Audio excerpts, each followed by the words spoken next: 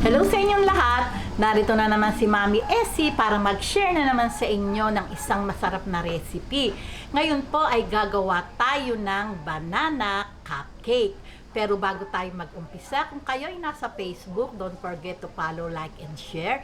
At kung nasa YouTube naman po, wag lang kalimutang mag-subscribe at pindutin ang bell button para lagi kayong updated sa ating mga bagong video. Ngayon, narito po ang ating mga kakailanganing sangkap. Gagamit po tayo ng 3 saging na lakatan. Siyempre po, mas maganda yung hinog talaga yung ating gagamitin. 2 large egg, half cup na white sugar, 1/3 cup na evaporated milk, 1/3 cup o 3/4 cup na vegetable oil, 1.5 cup na all-purpose flour, 1 teaspoon na baking powder, 1 teaspoon baking soda, at ito pong ating asin, konti lang. 1 teaspoon vanilla, at gagamit po tayo ng chocolate chips. Ito po ay half cup, pero ito po ay optional. Kung mataas ang sugar nyo at hindi kayo masyadong mahilig sa chocolate, pwede na po nating i-skip itong ating banana chip. Okay, umpisahan na po natin yung pagtitimpla. Ngayon po, durugin lang po natin tong saging na lakatan. Ganyan lang po yung ating pagdurog. Ayan.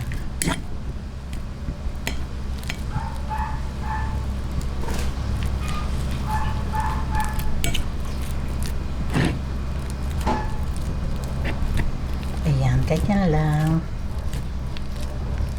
Ayan, ganito lang po. Wag naman po nating yung durog na durog. Maganda din naman po yung may bahagyang buo-buo.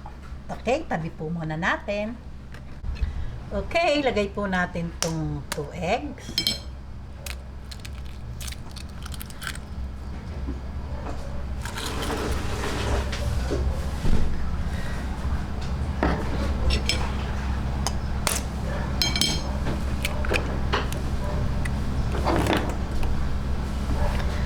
Ayan, itong sugar, konting asin, ayan, atin lang pong tunawin yung sugar, at yung ating egg ay mabatil natin. Ngayon, lagay na po natin tong 1 teaspoon vanilla.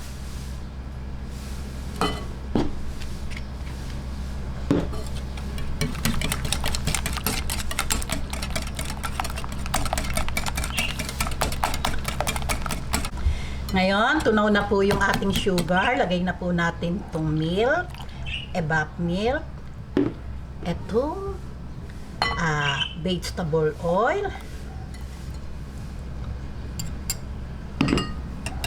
mix lang po natin ulit.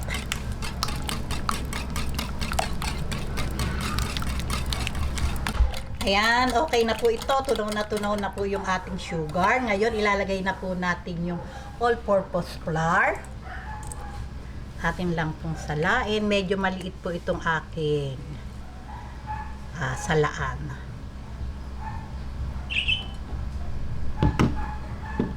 Ito pong baking soda at baking powder.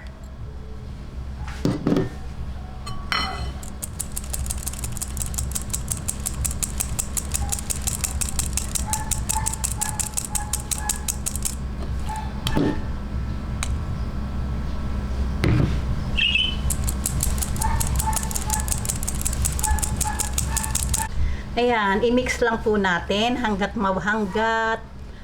mawala yung buo-buo. Ayan.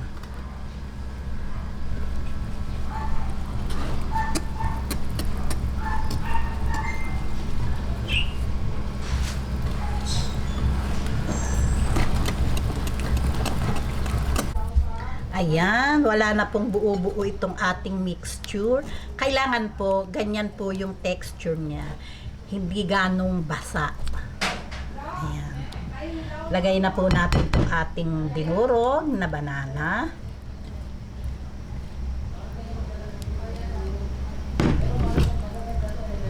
Ayan. Itong ating chocolate chips. Ayan, haluin lang po natin. At meron na tayong masarap na banana cake. At ito pong gagawin natin, hindi po natin kailangan ang oven. Dahil po ito po ay atin lang i-steam. Doon po sa walang oven, pwede na po natin gamitin ng ating steamer at meron na po tayong masarap na banana cake. Ayan, ito po ay puto molder ang aking gagamitin at maglalagay lang po tayo ng cupcake liner. Ayan na po. Okay, lalagyan na po natin ng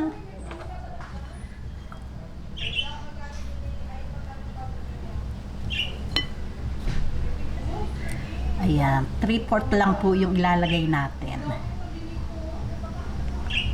Ayan, 3/4 lang po sa ating molder yung ating ilalagay kasi po mamaya ay aalsa po yan.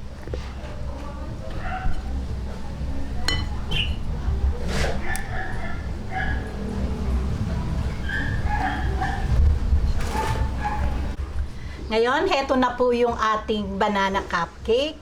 Isasalang na po natin to. Ang lakas po ng ating apoy ay medium to low heat lang po at i-steam natin to ng 12 minutes. Okay? Ayan, kumukulo. Kailangan po kulong-kulo yung tubig pag sinalang natin. Ayan. At para naman po hindi masingawan o matuluan yung ating gagawing banana cake, tatakipan lang po natin. Ayan. Ganyan. Okay, ngayon, babalik po ako after 12 minutes. Yung apoy, nasa medium to low heat lang po.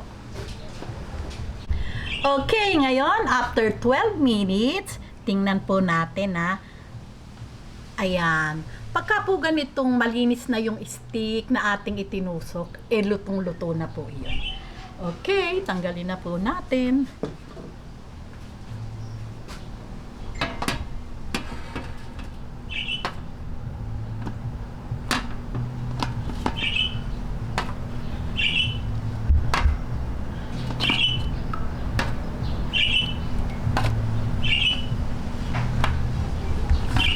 Ayan, heto na po at napakadali lang naman lutuin ng masarap na banana cupcake.